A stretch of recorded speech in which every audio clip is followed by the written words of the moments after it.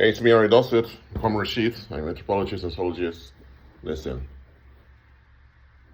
do not put yourself on hold for anyone. What do I mean? If someone is dysfunctional and they need time to recover, keep your distance and let them recover. Let them go through therapy, whatever. Don't be in the way of the recovery.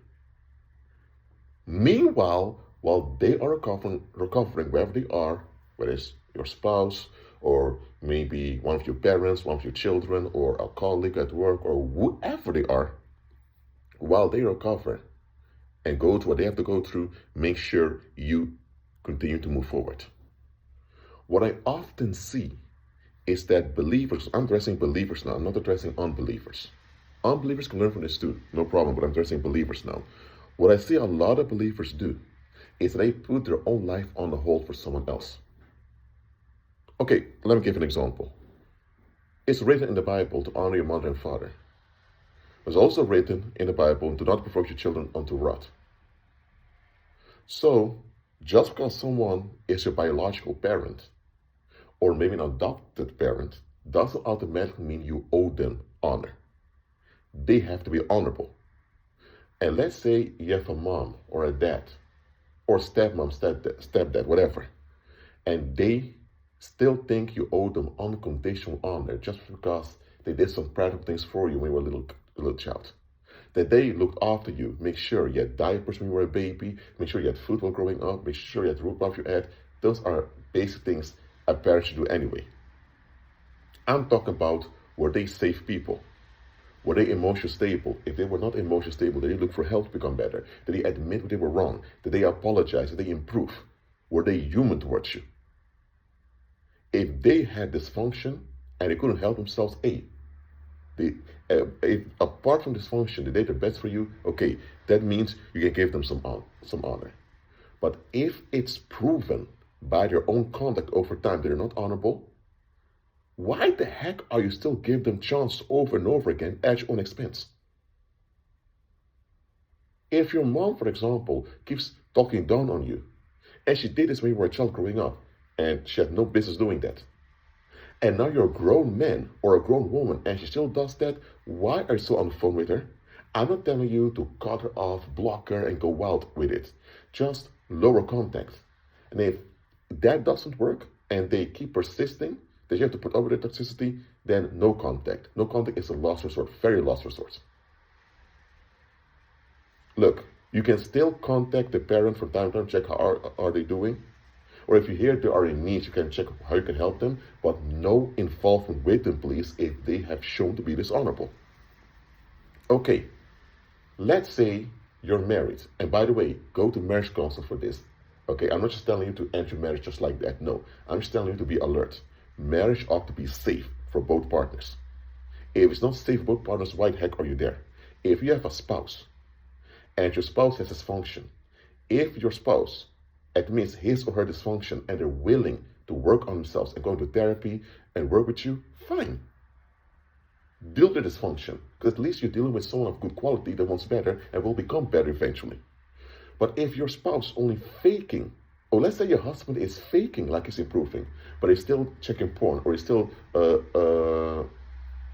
taking alcohol too often, or doing drugs, whatever. Or what if your spouse is beating you? Or what if your wife is dishonoring you, talking down on you? What if she keeps talking to her exes over and over again? At some point, it's on you for keeping yourself in such a situation. There's stories of people who spent years, sometimes even decades, married to someone who always dishonored them and devalued them. Years or sometimes decades of their life they will never get back. Years with opportunities that have been wasted. Because if they would have left this toxic individual a long time ago, they would have met someone much better they could have built with. They would have a better impact in the community. Because marriage isn't just about you and your partner, you also affect the community with it. So both that individual and the community miss out because they stayed with a toxic individual. They've put themselves on hold for someone who never was interested in changing for the better. If someone is willing to change for the better, you can stay with them, or you can stay around them while they recover, but make sure you work on yourself too.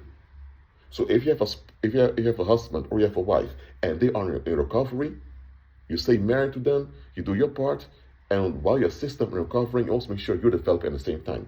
Go follow a course, or learn to play a new instrument, or learn new language. Make sure you keep developing and keep living while they're recovering. And once the recovery is finished, now you can continue together. So the only time, you should never put yourself on hold for anyone. You can put relationships on hold, but you should never put yourself on hold. If your spouse, or maybe one of your children, or one of your parents, or anyone near you is going through recovery, you put that relationship on a pause. You can't be intimately involved with them right now because they need to recover. As long as recovery is happening, this is what you need to look at. Meanwhile, while the relationship is on pause, you're developing further. This is what you should do. But you should never put yourself on hold. And too many believers put themselves on hold. You should never do this. You should never do this. God never told you to do that. Let's think about Jesus. Oh Lord, let's talk about him. He was so smart. Jesus had 70 disciples. Age 30, when he began his ministry, he had 70 disciples. He had some experience with them. At some point, around 58 of them left. Only remained with 12, of which one of them, Judas Iscariot, betrayed him. From 70 disciples to 12, 58 left. When the 58 were leaving, Jesus told the 12, you want to leave too? Jesus was willing to start all over if necessary. But Jesus knew those 12 would stay. But look at this, 58 disciples. Okay, maybe some of these disciples, after the resurrection of Christ, they improved and all of that. But Christ knew, right now, I have a mission to complete. I have no time to waste, and I cannot put myself on hold. Because if I put myself on hold, others will suffer because of it. I need to do my mission right now to benefit the community. Because if I put myself on hold, I will be damaging myself, hurting other people. No, I'm not going to do that. I'm going to continue with the 12 that have remained. Too many of you have put yourself on hold for people who don't even think about you. The people you put yourself on hold for, they don't even care about themselves, only want to escape all the time. Even if they were quality people, listen, if someone is of quality, you don't have to put yourself on hold. Because they are of quality. If they go through an issue or they have a dysfunction, it will be worked out. Maybe it will take a while for it to work out, but while they're recovering, you are developing too. Someone of quality, if they find out you put yourself on hold for them and say, why did you do that? Even if I asked you to do that, you should have done it. I'm going to do this, I'm coming out of it. You should have continued. Someone of quality would never want you to put yourself on hold for them. They don't think, what the heck are you doing? Okay, I went through some bullshit, but here's the thing, I take responsibility for it. You put yourself on hold, it's holding yourself back, you're also affecting others, including me. What are you doing? Nobody in the right mind would want you to put yourself on hold for them. Nobody. And if someone does expect you to put yourself on hold for them, that means you shouldn't be involved with this individual in any way at all. Do not put yourself on hold ever. You can put relationships on hold, but never put yourself on hold. Well, that's it for now. Keep in Christ and be at peace.